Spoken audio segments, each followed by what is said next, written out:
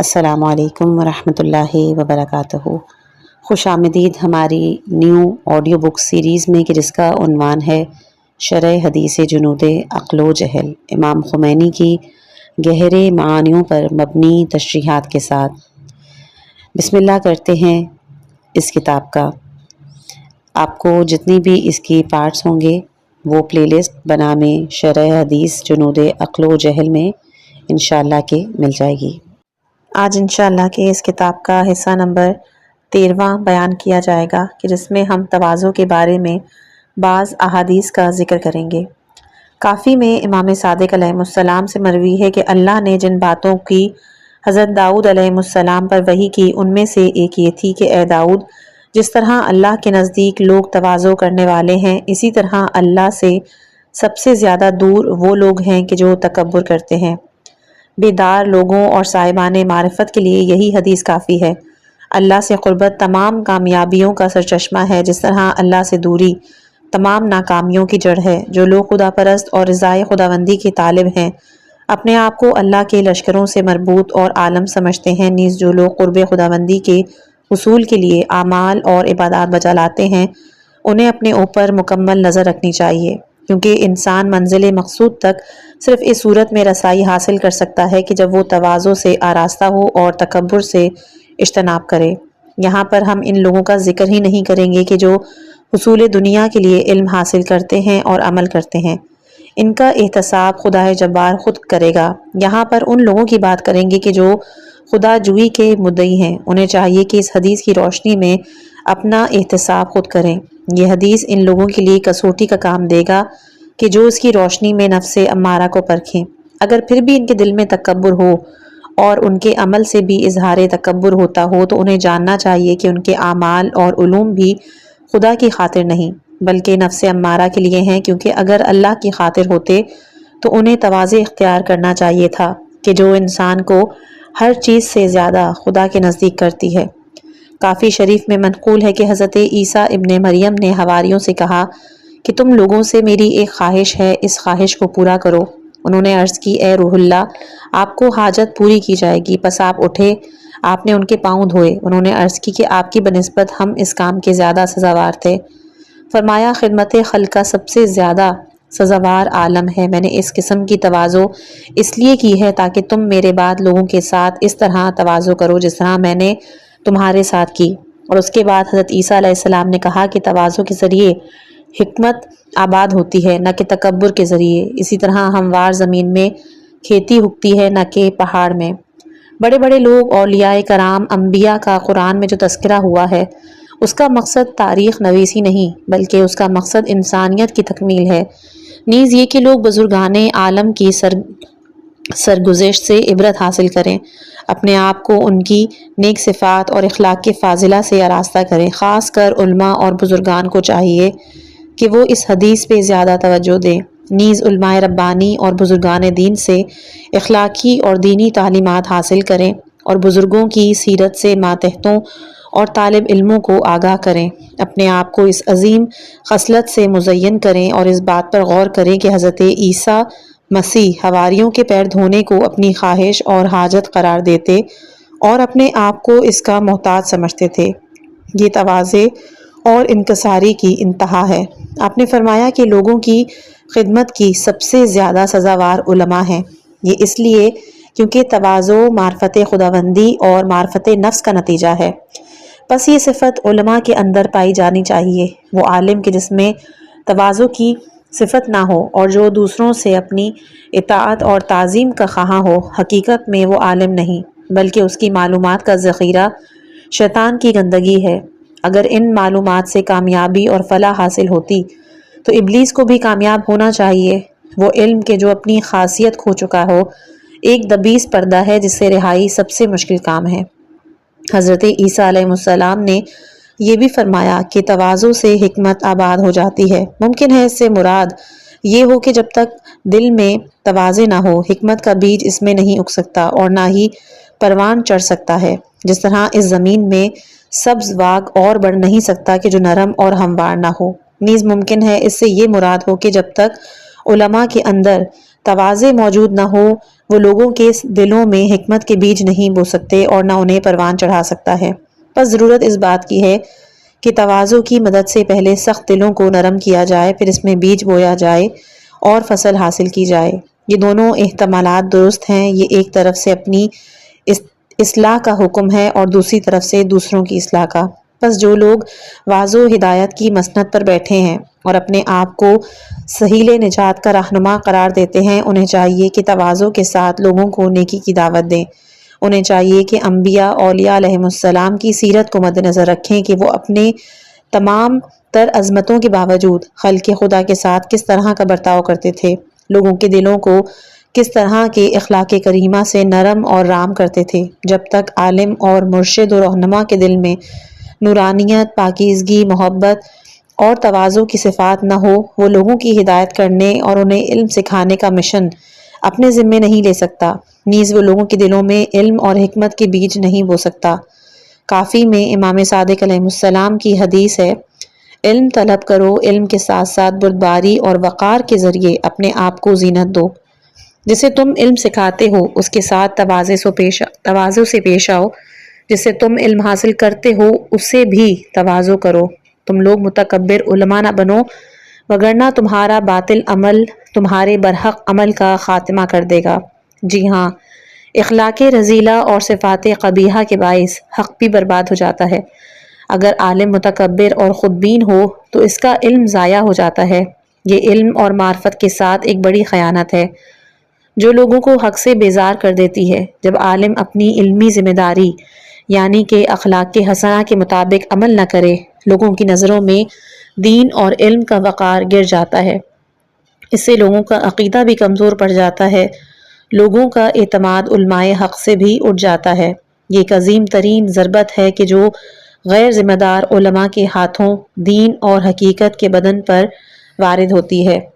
کسی عالم کی ایک اخلاقی غلطی یا اس طرح دینی علوم کے ایک طالب علم کا غلط عمل لوگوں کے اخلاق اور اعمال کو خراب کرنے میں جس قدر مددگار اور معاون ثابت ہوتا ہے، اس قدر مدد کسی اور چیز سے نہیں ملتی۔ بنابراین ان لوگوں کو چاہیے کہ اپنے اوپر خوب نظر رکھیں، کیونکہ وہ نہ صرف اپنی کامیابی اور فلاح کے ذمہ دار ہیں بلکہ وہ لوگوں کی فلاح اور سعادت کے بھی ذمہ دار ہیں۔ ان لوگوں کی خرابی اور برائی اور دوسروں کی خرابی اور برائی میں ایک بڑا فرق ہوتا ہے۔ دوسروں کی بنسبت ان پر اتمام حجت زیادہ واضح ہے۔ تکبر کے بارے میں بعض احادیث کا تذکرہ۔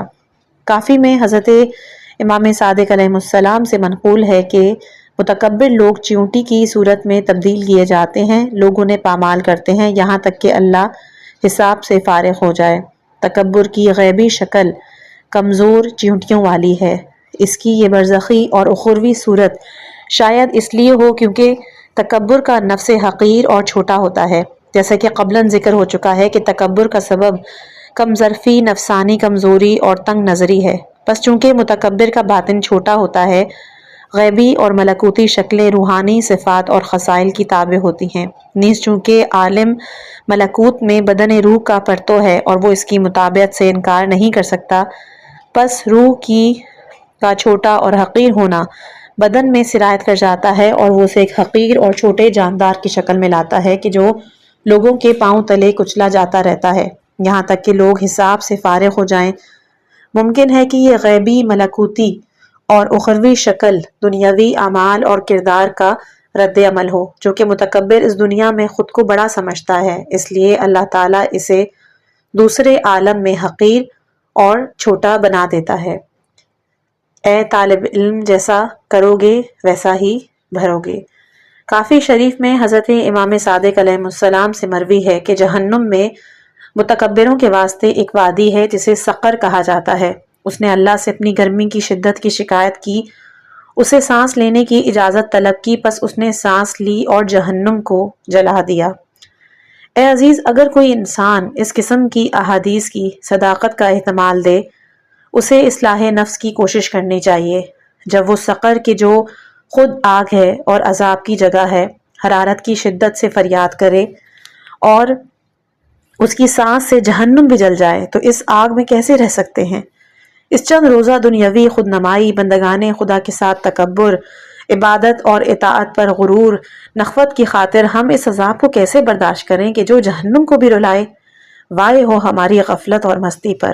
اے مدہوشی اور خواب گراں سے الحذر خداوند، کیا تو ہم ضعیفوں اور بیچاروں کو جن کے پاس کچھ بھی نہیں ہے، تیرے سوا ان کی کوئی پناہ گاہ نہیں، اس آگ کے ذریعے عذاب دے گا؟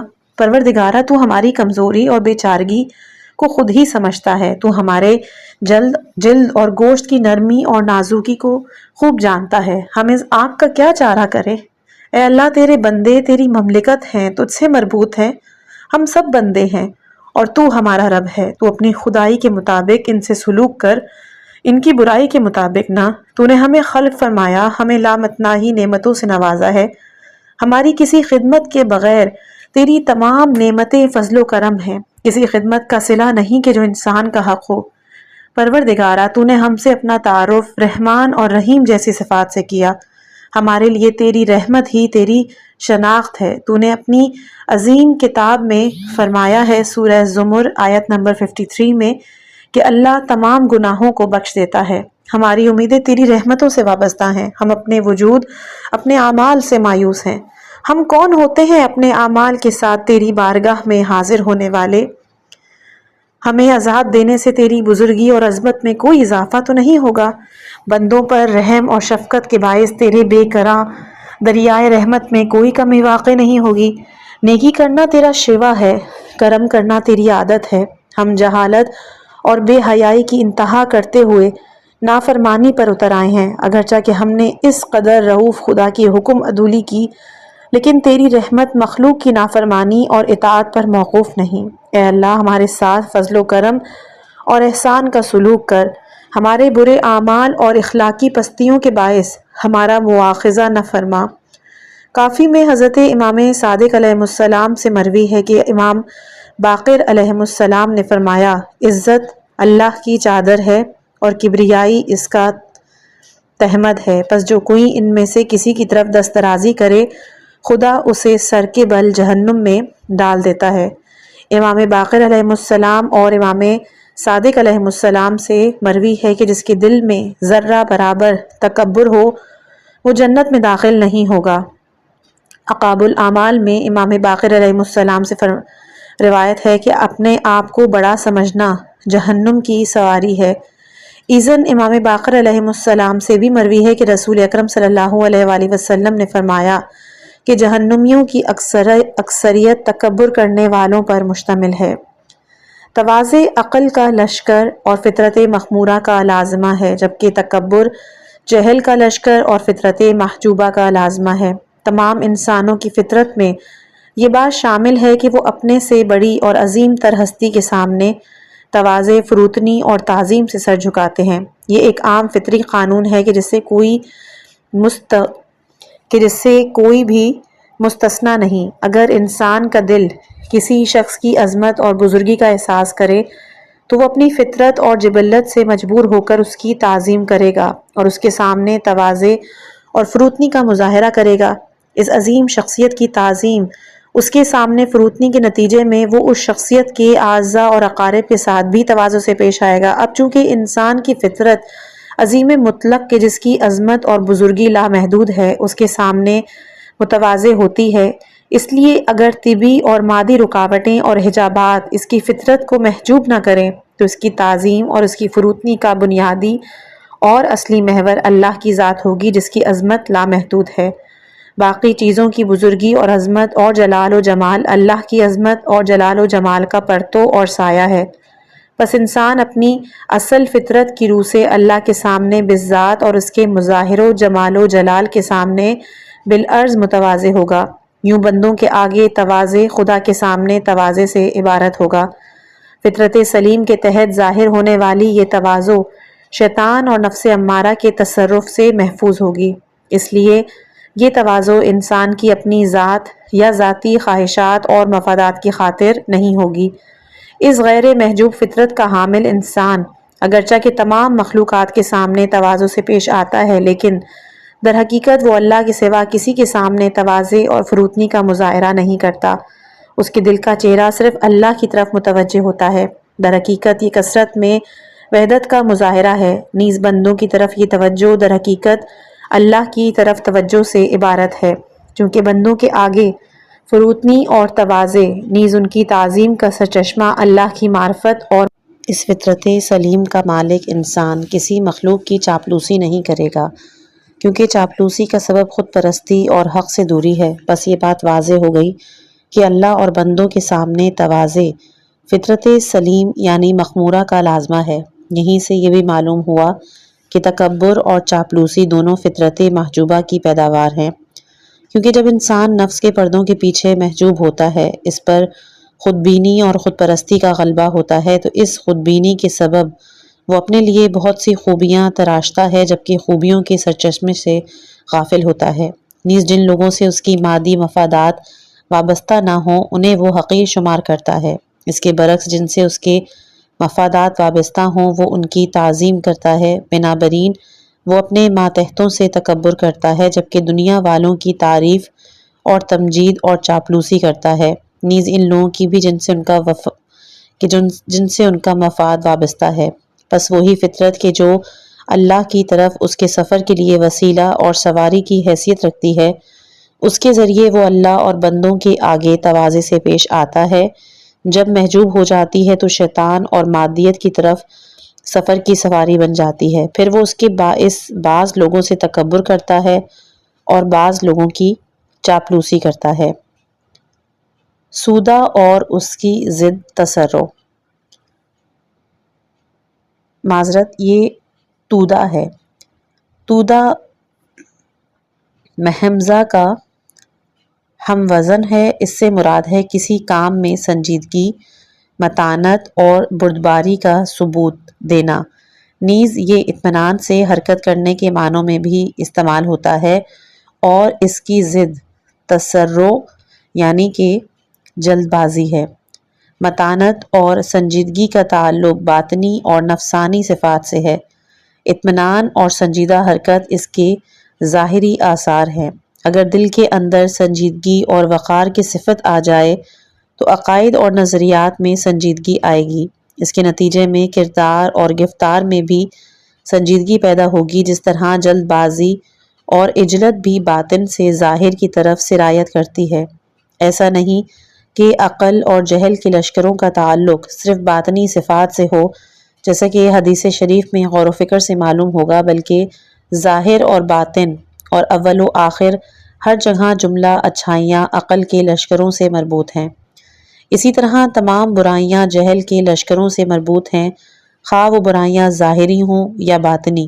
باطن اور ظاہر کے درمیان، جیسا کہ فلسفہ الہیہ میں ثابت شدہ ہے، کہ تباین کی نسبت نہیں، بلکہ ان کے درمیان نقص اور کمال، نیز کثرت میں وحدت اور وحدت میں کثرت والی نسبت ہے۔ بلکہ ظاہر اور باطن کی اصطلاح شاید تمام اصطلاحات سے بہتر ہو۔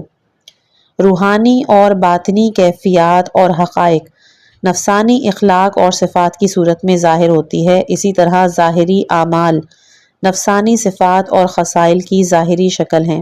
نفسانی کیفیات اور مقامات کے درمیان اتصال اور یگانگت کی شدت کے باعث تمام باطنی امور ظاہر کی طرف اور ظاہری امور باطن کی طرف سرایت کرتے ہیں۔ اسی لیے شریعت مطہرہ نے ظاہری حالت کو ٹھیک رکھنے کی زبردست تاکید کی، یہاں تک کہ اٹھنے، بیٹھنے، چلنے، بات کرنے کے آداب بھی بیان کیے، کیونکہ تمام ظاہری اعمال نفس اور روح پر ایسے اثرات چھوڑتے ہیں کہ جو روح میں بنیادی تبدیلیاں لاتے ہیں۔ اگر انسان راستہ چلنے میں عجلت سے کام لے تو اس کی روح میں بھی عجلت آتی ہے۔ اسی طرح روح کی عجلت ظاہری عجلت کو جنم دیتی ہے۔ اگر انسان ظاہری اعمال میں اطمینان اور سکون اور سنجیدگی کا مظاہرہ کرے، اگرچہ کہ بناوٹی اور تصنع میں کیوں نہ ہو، تو پھر رفتہ رفتہ اس کی روح کے اندر بھی سنجیدگی اور اطمینان کی کیفیت پیدا ہوگی۔ یہ اچھی صفت بہت سی خوبیوں اور کمالات کا سرچشمہ ہے۔ حدیث میں تودع تسرع کے مقابلے میں مذکور ہے کہ جسے ظاہر ہوتا ہے کہ اس سے مراد تانی ہے، اور تانی سے مراد ہے قوت غضبیہ کو اعتدال پر رکھنا۔ اگر یہ قوت حد سے زیادہ بڑھ جائے تو پھر یہ تسرع ہے۔ ایک عظیم محقق نے کہا ہے کہ اطمینان نفس کا شمار شجاعت کے فروع میں ہوتا ہے۔ ممکن ہے کہ اس سے مراد ثابت قدمی ہو کہ جو قوت غضبیہ کے اعتدال سے عبارت ہے اور شجاعت کی ایک صورت ہے۔ اس سے مراد یہ ہے کہ مشکلات اور مختلف حالات کے مقابلے میں نفس صبر کا مظاہرہ کرے اور جلدی ہتھیار نہ ڈالے، نیز سہل انگاری سبکی کا ثبوت نہ دے اور خفت و تندی سے کام نہ لے، خواہ کوئی اخلاقی روحانی مسئلہ پیش آئے یا مادی اور جسمانی۔ جو شخص ثابت قدم ہو وہ روحانی مشکلات کے باعث حوصلہ نہیں ہارتا، نیز ناگوار حالات میں بھی ڈٹا رہتا ہے اور اس کے پائے ثبات میں کوئی لغزش یا اس کے سکون میں کوئی کمی نہیں آتی۔ شاید قرآن کی آیت ہے سورہ ہود آیت نمبر 112، اے رسول، جیسا کہ آپ کو حکم دیا گیا ہے، آپ اور وہ لوگ کہ جو آپ کے ساتھ اللہ کی طرف پلٹ آئے ہیں ثابت قدم رہیں۔ نفس کے اسی مقام کی طرف اشارہ ہو۔ معاشرے میں اس قسم کی خصلت کا پیدا کرنا نہایت ضروری ہے، ساتھ ہی ساتھ یہ مشکل ترین کاموں میں سے ایک بھی ہے۔ اس لیے رسول اکرم صلی اللہ علیہ وآلہ وسلم کی حدیث ہے کہ سورہ ہود نے مجھے بوڑھا کر دیا، شاید کہ اسی آیت کی وجہ سے۔ یہ آیت اگرچہ کہ سورہ شورى میں بھی ہے، سورہ شورى کی آیت نمبر 15 میں مذکور ہے کہ اس طرح ثابت قدم رہو جس طرح تجھے حکم دیا گیا ہے، لیکن حدیث میں اسے سورہ ہود سے مختص کرنے کی وجہ شاید وہ اس کا آخری والا حصہ ہو کہ جو سورہ شورى میں موجود نہیں۔ چونکہ امت کے لیے استقامت پر عمل پیرا ہونا مشکل ہے، اس لیے اس سورت کی آیت کا ذکر فرمایا گیا ہے۔ خلاصہ یہ کہ مختلف امور میں ثابت قدمی جنگی معرکوں میں ڈٹے رہنے کا سبب بنتی ہے تاکہ انسان ناگوار مشکلات کے باعث جنگ سے فرار اختیار نہ کرے، نیز دین خداوندی کی حفاظت کے معاملے میں لغزشوں کا شکار نہ ہو۔ اسی طرح روحانی بحرانوں کے دوران بھی لغزش سے محفوظ رہے اور ثابت قدمی اور سکون کے ہاتھ سے نہ جانے دے۔ اس کے برعکس جلد بازی ایک قبیح خصلت ہے کہ جو انسان کو کہیں کا نہیں رکھتی۔ جلد باز انسان بہت جلد سبکی اور غیر ذمہ داری کا ثبوت دیتا ہے اور کام خراب کر دیتا ہے۔ وہ نہ روحانی مشکلات میں ثابت قدم ہوتا ہے اور نہ جسمانی شدائد میں۔ اس صفت رذیلہ کے باعث انسانی معاشرے میں بہت سی انفرادی اجتماعی برائیاں پیدا ہوتی ہیں۔ جلد باز انسان بعض اوقات معمولی واقعات کے سامنے ہتھیار ڈال دیتا ہے، اپنی دینی روحانی ذمہ داریوں سے چشم پوشی کرتا ہے اور بسا اوقات نفس امارہ اور شیطان اس پر غلبہ حاصل کرتے ہیں اور اسے راہ حق سے ہٹا دیتے ہیں۔ پھر اس کا ایمان ان کے ہتھے چڑھ جاتا ہے۔ اس طرح وہ اپنے دینی، مذہبی، اخلاقی اصولوں کو مکمل طور پر کھو دیتا ہے۔ اطمینان نفس اور ثابت قدمی انسان کو شیطانی لشکروں کے مقابلے میں محفوظ رکھتی ہے، نیز جہل اور شیطان کے لشکروں پر اسے غلبہ دیتی ہے۔ باطنی اطمینان اور ثابت قدمی انسان کو غصے اور شہوت کی قوت پر غالب کرتی ہے اور وہ ان دونوں کے سامنے سر تسلیم خم نہیں کرتی، بلکہ وہ تمام باطنی اور ظاہری صلاحیتوں کو روح کا تابع بنا دیتی ہے۔ انسان کی مستقل مزاجی اور ثابت قدمی ہے کہ جو اسے دنیا کے ناگوار واقعات، مشکلات اور روحانی اور جسمانی دباؤ کے مقابلے میں سیسا پلائی ہوئی دیوار کی طرح محکم رکھتی ہے اور سستی، کاہلی، لغزشوں سے محفوظ رکھتی ہے۔ ایمان اور دین کی حفاظت بھی اطمینان نفس اور روحانی سکون کے ذریعے آسانی کے ساتھ کی جا سکتی ہے۔ یہ انسان کو آخری دم تک تندی باد مخالف سے محفوظ رکھتی ہے۔ ثابت قدمی اور خود اعتمادی ہو تو دشمنوں اور منافقوں کے کردار اور عادات و اخلاقیات کا اثر انسان پر نہیں پڑتا اور وہ حوادث روزگار کی نظر نہیں ہوتا۔ اگر انسان ثابت قدم اور مطمئن ہو تو وہ اپنی ذات میں ایک ملت بن جاتا ہے۔ اس صورت میں اگر تمام لوگ اخلاق رذیلہ اور بے دینی کے سیلاب میں بہہ جائیں تو بھی یہ شخص مضبوط پہاڑ کی طرح تمام مشکلات کا مقابلہ کرتا ہے اور اپنی تنہائی سے خوفزدہ نہیں ہوتا۔ انسان ثابت قدمی اور خود اعتمادی کے ذریعے تمام انفرادی اجتماعی ذمہ داریوں کو انجام دے سکتا ہے اور زندگی کے تمام مادی، معنوی مراحل اور مسائل میں غلطیوں اور لغزشوں سے بچ نکلتا ہے۔ بزرگان دین اس عظیم روحانی قوت کے ذریعے لاکھوں بد اخلاق لوگوں کے مقابلے میں قیام کرتے تھے۔ انبیاء کرام اس روحانی قوت کے سہارے بڑے بڑے معاشروں کے جاہلانہ عقائد اور رسوم کے مقابلے میں تنہا کھڑے ہو جاتے تھے۔ وہ اپنی تنہائی اور دشمنوں کی کثرت کے باعث کسی قسم کے خوف اور وحشت میں مبتلا نہیں ہوتے تھے۔ یوں وہ تمام جاہلانہ افکار پر غالب آتے، دنیا والوں کے آداب و رسوم کو رون ڈالتے تھے اور انہیں اپنی رنگ میں رنگ لیتے تھے۔ خود اعتمادی اور ثابت قدمی کی روحانی قوت مختصر جماعتوں کو بڑے بڑے گروہوں کے مقابلے میں محفوظ رکھتی ہے، نیز انہیں دنیا کے بڑے ممالک پر مختصر سی تعداد اور محدود ساز و سامان کے ساتھ غالب قرار دیتی ہے۔ اللہ تعالیٰ قرآن کریم میں ثابت قدمی اور خود اعتمادی کی اس قوت کو خصوصی اہمیت دیتے ہوئے فرماتا ہے کہ اگر تمہارے درمیان 20 ثابت قدم افراد ہوں تو وہ 200 افراد پر غالب آئیں گے۔ سورہ انفال آیت نمبر 65۔ یہ بات عملی طور پر بھی ثابت ہوئی ہے اگر آپ جنگ بدر میں دیکھیں تو۔ بردباری فطرت مخمورہ کا لازمہ اور عقل کا لشکر ہے، جبکہ جلد بازی فطرت محجوبہ کا لازمہ اور جہل کا لشکر ہے۔ ہم اس سے قبل عرض کر چکے ہیں کہ انسان اپنی خداداد اصلی فطرت کی روح سے لامحدود کمال کا عاشق اور نقائص سے بیزار ہے، پس اگر اس کی توجہ ناقص امور کی طرف مبذول ہو، ناقص اور محدود کمالات کی محبت اس کے دل میں پیدا ہو جائے تو جان لو کہ یہ فطرت کی محجوبیت کا نتیجہ ہے۔ بنابراین انانیت، خود پسندی، حیوانی خواہشات کی پیروی، نیز اندر کے چھوٹے شیطان یعنی قوت واہمہ اور بیرونی بڑے شیطان کی پیروی فطرت سلیم کے برخلاف ہے۔ اس بات میں کوئی شک نہیں کہ ہر قسم کی جلد بازی، بے ثباتی اور بے قراری کی وجہ نفسانی مقاصد اور حیوانی خواہشات اور لذات تک نہ پہنچے یا حیوانی مقاصد کے ہاتھ سے نکل جانے کا خوف ہے۔ جس دل میں توحید اور کمال مطلق کی معرفت کا نور ذوفشانی کر چکا ہو، وہ اطمینان، سکون، خود اعتمادی، مستقل مزاجی، ثابت قدمی اور روحانی قرار سے مالا مال ہوتا ہے۔ جو دل معرفت حق سے منور ہو، وہ تمام کاموں کی لگام اللہ کے ہاتھ میں دے دیتا ہے۔ وہ اپنی اور دیگر تمام موجودات کی کوشش، جدوجہد اور حرکات و سکون کو اختیار خداوندی کا مرہون منت سمجھتا ہے۔ اس کے خیال میں موجودات عالم کے امور کی لگام خود ان کے ہاتھوں میں نہیں۔ ظاہر ہے اس قسم کا دل اضطراب، بے چینی، بے قراری، جلد بازی سے محفوظ اور خالی ہوگا۔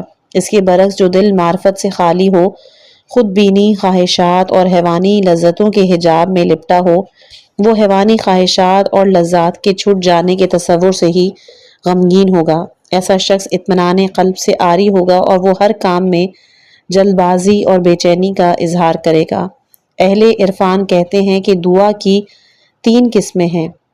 پہلی جلد بازی پر مبنی دعا، یہ عام لوگوں کی دعا ہے۔ یہ لوگ چونکہ نفسانی خواہشات اور اہداف کے غلام ہوتے ہیں، اس لیے دعا میں بھی جلدی بازی کا مظاہرہ کرتے ہیں تاکہ کہیں ان کی دنیاوی اور حیوانی اہداف ان کے ہاتھوں سے نہ نکل جائیں۔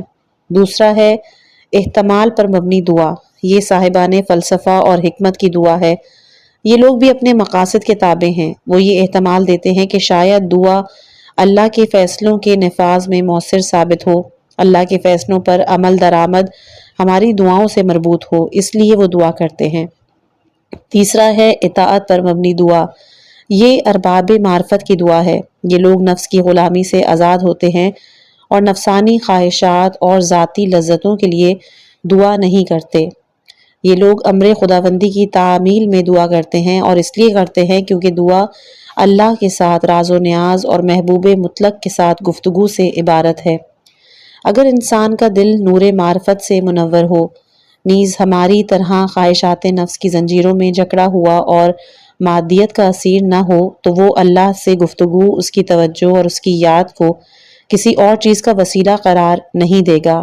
اولیاء خدا فنا فی اللہ کی نظر سے دعا کو دیکھتے ہیں۔ وہ اللہ اور اس سے گفتگو اور اس کے ساتھ خلوت کو خود پرستی اور ذاتی خواہشات کے حصول کا ذریعہ قرار نہیں دیتے۔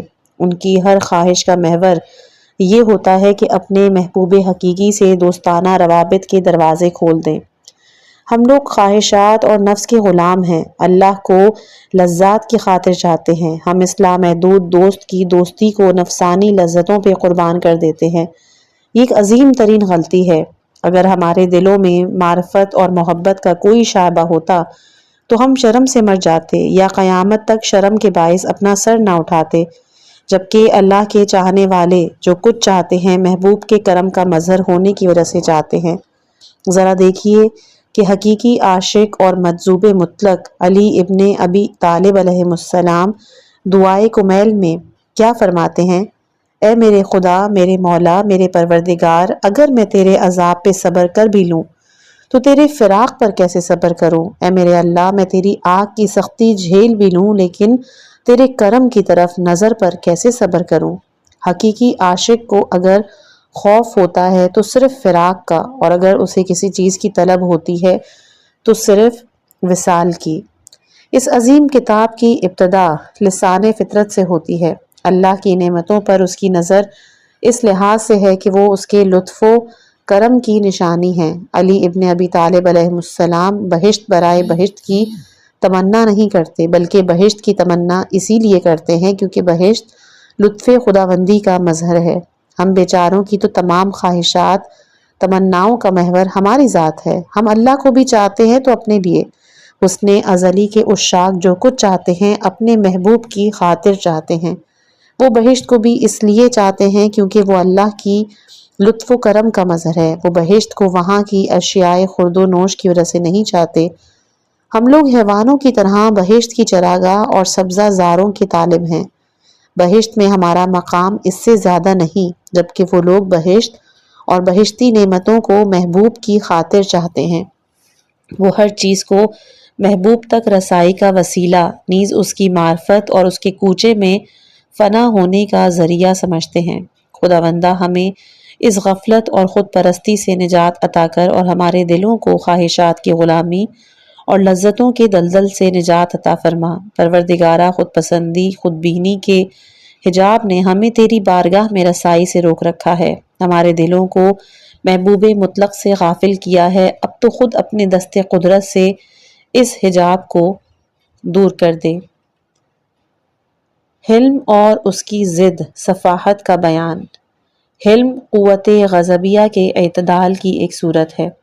اس سے مراد وہ راسخ خصلت اور صفت ہے کہ جس کے باعث نفس کو ایسا اطمینان حاصل ہو جائے کہ اس کی قوت غضبیہ بے موقع اور جلد مشتعل نہ ہو، نیز اگر اس کی خواہشات کے خلاف کوئی کام ہو جائے یا کوئی ناگوار اور ناپسندیدہ واقعہ پیش آئے تو اپنا حوصلہ نہ ہار بیٹھے اور اعتدال کی کیفیت سے خارج نہ ہو جائے۔ علم کی ضد صفا ہے، اس کا ماضی صفا ہے۔ یہ علم یعلم کے باب سے ہے۔ یہ ایک ایسی باطنی خصلت ہے کہ جس کے باعث انسان کا نفس قابو سے باہر ہو جاتا ہے اور وہ مشکلات کا متحمل نہیں ہوتا۔ یوں وہ بغیر کسی ضرورت اور معیار کے نادانی میں بے لگام ہو جاتا ہے اور اس کا غضب جوش کھاتا ہے اور وہ آپے سے باہر ہوتا ہے۔ یہ باطنی کیفیت قوت غضبیہ کے افراد کے آثار میں سے ایک ہے۔ یوں صفاحت کا ایک مفہوم کم عقلی، فکر کی کمزوری اور سبک مغزی ہو، کیونکہ جو شخص قوت غضبیہ پر قابو نہ پا سکتا ہو وہ سبک مغز، کم عقل اور خام فکر ہے۔ بعض افراد نے حلم کے مقابلے میں صفاحت کا ذکر کیا ہے، اگرچہ کہ صفاحت در حقیقت حلم کی ضد نہیں ہے۔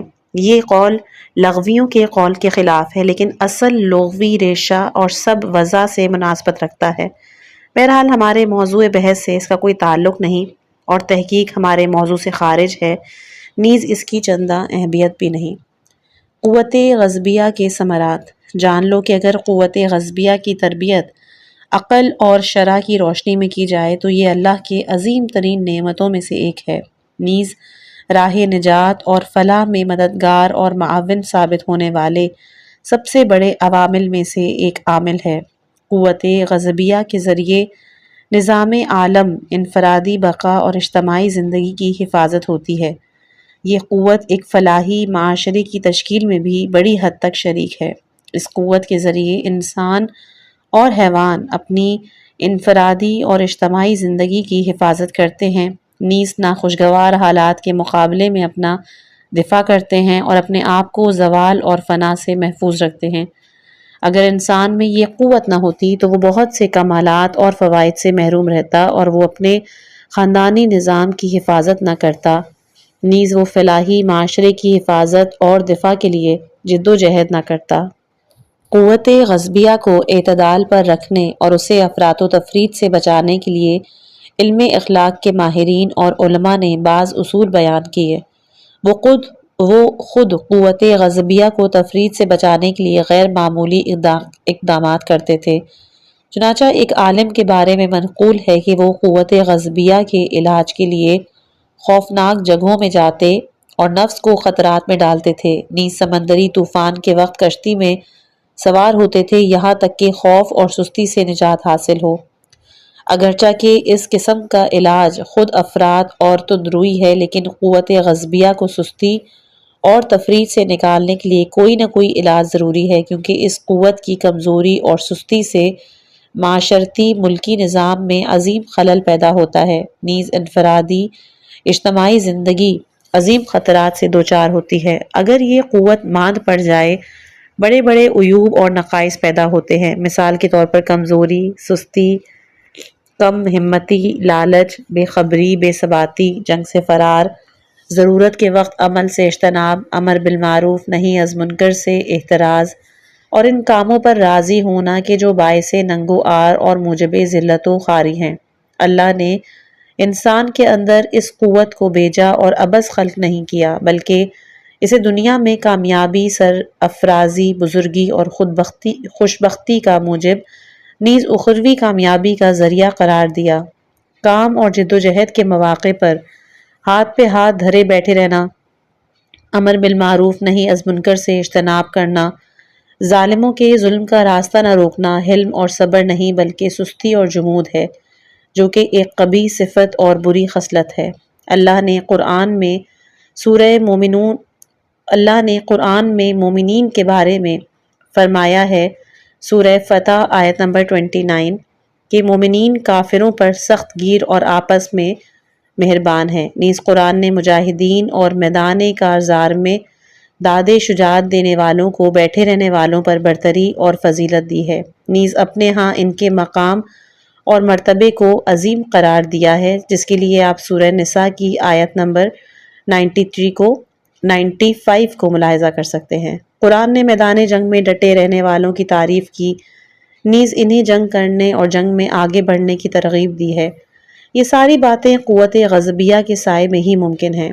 اس قوت کی کمزوری اور بے حسی انسان کو ان تمام خوبیوں سے محروم کرتی ہے، نیز اس صورت میں وہ ذلت و پستی اور غلامی کو قبول کرتا ہے اور اپنی انسانی اور دینی ذمہ داریوں کو انجام دہی میں ناکام ہوتا ہے۔ یہی وجہ ہے کہ اگر کسی میں یہ قوت بے حس اور ماند پڑ جائے تو اس کا علمی اور عملی علاج کرنا چاہیے تاکہ نفس اعتدال کی حالت پر آ جائے۔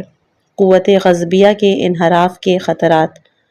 اس حدیث شریف میں قوت غضبیہ میں افراط اور حد سے تجاوز کو سقہ کے نام سے یاد کیا گیا ہے۔ یہ ایک صفت رذیلہ مذموم خصلت ہے کہ جو انسان کو ہلاکت کی طرف لے جاتی ہے۔ بسا اوقات یہ افراط انسان کی دنیاوی اور اخروی تباہی اور ناکامی کا موجب بنتا ہے۔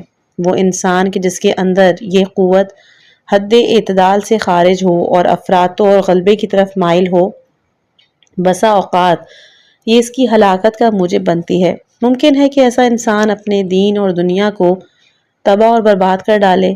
کافی میں امام صادق علیہ السلام سے مروی ہے کہ رسول اکرم صلی اللہ علیہ وآلہ وسلم نے کہا کہ غصہ ایمان کو اس طرح خراب کر دیتا ہے جس طرح سرکہ شہد کو۔ بسا اوقات یہ قوت شدت کی حالت میں باولے کتے کی طرح انسان کی قوت غضبیہ سلب کر کے سرکشی اختیار کرتی ہے۔ یوں یہ انسان کو ناموس کی بے حرمتی اور مومنین کے قتل پہ بھی آمادہ کرتی ہے۔ کبھی غصے کی تاریکی ایمان کی نور کو بجھا دیتی ہے، کبھی غضب کی شعلہ ور آگ انسان کے برحق عقائد اور معرفت و ایمان کے نور کو جلا کر خاکستر کر دیتی ہے۔ نیز یہ ہزاروں جہالتوں اور حماقتوں کو جنم دیتی ہے جس کی تلافی انسان عمر بھر نہیں کر سکتا۔ اس قوت کا خطرہ تمام قوتوں سے زیادہ ہے، کیونکہ یہ قوت گاہے بجلی کسی تیزی کے ساتھ بہت بڑے خانمان سوز حادثات کو جنم دیتی ہے، ایک منٹ میں انسان کو اس کے پورے وجود اور دنیا اور آخرت کی کامیابی سے محروم کر دیتی ہے۔ ماہرین اخلاق کہتے ہیں کہ غصے کے دوران انسان کی مثال ایک غار کی طرح ہے جس میں آگ سلگائی گئی ہو اور اس کے اندر آگ کے شعلے اور دھواں بھر جائے، ایک دوسرے کے ساتھ لپٹ جائیں اور آگ کے شعلے اپنی تیزی کے باعث سخت آوازیں نکالنے لگے۔ اس قسم کی آتش سوزا کو بجھانا سخت مشکل کام ہے، کیونکہ اسے بجھانے کے لیے غار کے منہ میں جو کچھ ڈالے آگ اسے نگل جائے گی اور اپنا ایندھن بنا لے گی، پھر وہ اسے بھی آگ کی صورت میں تبدیل کر کے ان کے ذریعے اپنے بھڑکاؤ میں اضافہ کرے گی۔ اس حالت میں انسان اندھا اور بہرا ہو جاتا ہے۔ یہ حالت سفاہت، جہالت، درندگی کی ہے۔ اس حالت میں وعظ و نصیحت کا الٹا اثر ہوتا ہے اور آتش غضب میں اضافہ۔ بقراط حکیم کا قول ہے، اس شخص کے مقابلے میں جو سخت غضبناک ہو، میں اس کشتی کو زیادہ محفوظ سمجھتا ہوں کہ جو سخت ہواؤں اور طوفانوں کی زد میں ہو اور سمندر کی لہروں میں ہچکولے کھا رہی ہو، نیز لہروں اور سمندری چٹانوں میں پھنس گئی ہو، کیونکہ کشتی کے ناخدا اس حالت میں مختلف طریقوں سے اسے تباہی سے بچا سکتے ہیں، لیکن اس حالت میں نفس کے علاج کا کوئی بھی چارہ نہیں، کیونکہ آپ جس قدر کوشش کریں وعظ و نصیحت سے کام لیں، نیز اس کے سامنے فروتنی گریہ وزاری کریں، اس کے شعلے مزید بھڑکیں گے۔ حضرت باقر علیہ السلام سے مروی ہے کہ یہ غصہ شیطانی آگ کا ایک انگارہ ہے کہ جو ابن آدم کے دل میں بھڑکایا جاتا ہے۔ انسان کے دل میں شیطان کے ہاتھوں بھڑکائی جانے والی یہی آگ ہے کہ جو دوسرے عالم میں کہ جو اسرار اور حقائق کے اظہار کا عالم ہے۔ سورہ ہمزہ میں جیسے بیان ہوا ہے آیت نمبر 6 اور 7 میں کہ اللہ کی بھڑکائی ہوئی آگ کے جو دلوں تک چڑھ جائے گی، یہ اس کی صورت میں ظاہر ہوگی۔ غصے کا باطن شاید غضب خداوندی کی آگ ہو کہ جس سب سے زیادہ سخت اور سوزاں آگ ہے، دل کی باطن سے نکل کر بدن سے ظاہر ہوتی ہے، جس طرح اعمال کی آگ کہ جو اعمال کے جہنم سے ہے، ظاہر سے گزر کر باطن کی طرف جاتی ہے۔ انسان اس ظاہری آگ اور باطنی آگ کے درمیان ایسے عذاب میں مبتلا ہے جیسے ایک لحظے کے لیے سہنے کی طاقت دنیا بھر کے پہاڑوں میں بھی نہیں ہے۔ جہنم کی آگ کا انسان پر محیط ہونا ان احاطوں کی طرح نہیں کہ جس کا مشاہدہ ہم دنیا میں کرتے ہیں، کیونکہ یہاں ظاہری احاطہ ہوتا ہے، یعنی چیزوں کی ظاہری سطح دوسری چیزوں کی ظاہری سطح کو گھیر لیتی ہے، لیکن ان کے باطن تک رسائی حاصل نہیں ہوتی، جبکہ جہنم کی خدائی آگ ظاہر، باطن، گہرائی، سطح سب کو گھیر لیتی ہے۔ یہ احاطہ اللہ کی قیومیت کے احاطے کا ظہور ہے، کیونکہ اللہ کی قیومیت تمام چیزوں پر ایک ہی طریقے سے محیط ہے۔ خدا کی آگ جس طرح جسم کے ظاہر و باطن کو باہم جلاتی ہے، اسی طرح روح اور قلب کو بھی جلاتی ہے۔ ایسی آگ کا تصور اس عالم میں نہیں ہو سکتا۔ اس دنیا کی کوئی آگ ظاہری حدود سے تجاوز نہیں کرتی اور باطن تک نہیں پہنچتی، جبکہ جہنم کی آگ باطن کو زیادہ جلاتی ہے اور ظاہر کی بنسبت باطن کو زیادہ گھیرتی ہے۔ اگر قوت غضبیہ نفس کے اندر راسخ ہو جائے اور انسان کی فطرت ثانیہ بن جائے، نیز انسان کے وجود پر جذبہ درندگی کی حکمرانی ہو جائے، انسان کی آخری صورت درندوں والی ہو جائے، تو عالم برزخ اور قیامت میں انسان درندے کی شکل میں محشور ہوگا۔ برزخی اور اخروی درندے اور دنیاوی درندے میں بہت فرق ہے۔ جس طرح انسان کی درندگی دیگر حیوانوں کی درندگی سے بہت مختلف ہے۔ حدیث نبوی ہے کہ کچھ لوگ ایسی شکلوں میں محشور ہوں گے کہ جن کے مقابلے میں بندر پس آخرت پر ایمان رکھنے والے بیدار انسان پر لازم ہے کہ ہر قسم کی ریاضت اور ہر ممکنہ طریقے سے اپنی اصلاح کرے اور اپنی اس صفت رذیلہ سے اپنے دل کو پاک کرے۔ اگر وہ اس قبیح صفت کے ہمراہ خدا نخواستہ اس دنیا سے چلا جائے تو شفاعت کرنے والوں کی شفاعت نصیب ہونے سے پہلے وہ عذاب، عقاب، آگ اور مصیبت میں مبتلا ہو جائے گا، جس کا سلسلہ شاید اس دنیا کی عمر کے برابر عرصے تک جاری رہے، پھر کہیں جا کر شاید اسے شفاعت نصیب ہو، کیونکہ آخرت کی شفاعت مفت میں نصیب نہیں ہوگی، بلکہ شافع اور مشفوع کے درمیان تناسب کے لحاظ سے نصیب ہوگی۔ بنابراین جو لوگ توحید اور ولایت کے نور سے محروم ہیں، وہ شفاعت کے نور سے مستفید نہیں ہو سکیں گے۔ اس طرح اگر گنہگار لوگوں کے گناہوں کی تاریکی نے ان کا خوب احاطہ کر لیا ہو تو ممکن ہو کہ طویل مدت بعد انہیں شفاعت نصیب ہو۔ پیغمبر اکرم صلی اللہ علیہ وآلہ وسلم سے منقول ہے کہ میں نے بروز قیامت اپنی شفاعت کو اپنی امت کے ان لوگوں کے لیے بچا رکھا ہے کہ جو گناہان کبیرہ کرتے ہیں۔ عارف کامل شیخ شاہ آبادی فرماتے ہیں کہ اس حدیث میں ذخیرہ کا ذکر اس لیے ہوا ہے کہ شفاعت آخری وسیلہ ہے۔ ممکن ہے کہ طویل عرصے بعد اس وسیلے سے مدد دی جائے، جس طرح بچا کر رکھی ہوئی چیز سے اس وقت استفادہ کیا جاتا ہے جب کوئی اور چارہ نہ رہے، اور یہی آخری وسیلہ ہے۔ اگر ہم اس بات کا صرف احتمال بھی دیں تو یہ احتمال اس بات کے لیے کافی ہے کہ ہم اس خواب غفلت سے بیدار ہوں اور شیطانی فریب کے دام سے نکل جائیں، اصلاح نفس کی تدبیر کریں اور اولیاء علیہم السلام کی اطاعت اور مودت کے ذریعے اپنے آپ کو ان سے ہم آہنگ کریں تاکہ ہم ان کی شفاعت کے مستحق ٹھہریں اور ان کی شفاعت کا نور ہماری اطاعت کے نور سے مخلوط ہو جائے، نیز ان کی روحانیت کا جذبہ ہمیں جذب کر لے۔ اس کے بعد ہے شدید غیظ و غضب کا علاج، کہ جو انشاءاللہ ہم اپنی اگلی آنے والی آڈیو میں پیش کریں گے، اور آپ سے گزارش ہے کہ اگر کوئی مشکل جملات ہوں یا مشکل پیراگراف ہو، اس کے لیے آپ کسی اہل علم کو ضرور رجوع کیجیے گا۔ امید ہے کہ آپ کو آج کی گفتگو سے علم اور معرفت کا نیا دروازہ کھلنے کا موقع ملا ہوگا۔ اگر آپ کو یہ ویڈیو پسند آئی ہے تو براہ کرم لائک، شیئر اور سبسکرائب ضرور کریں تاکہ آپ تک اگلی قسط بروقت پہنچ سکے۔ اللہ تعالی ہمیں حق کو پہچاننے، اس پر عمل کرنے اور باطن کی اصلاح کی توفیق عطا فرمائے۔ والسلام علیکم ورحمۃ اللہ وبرکاتہ۔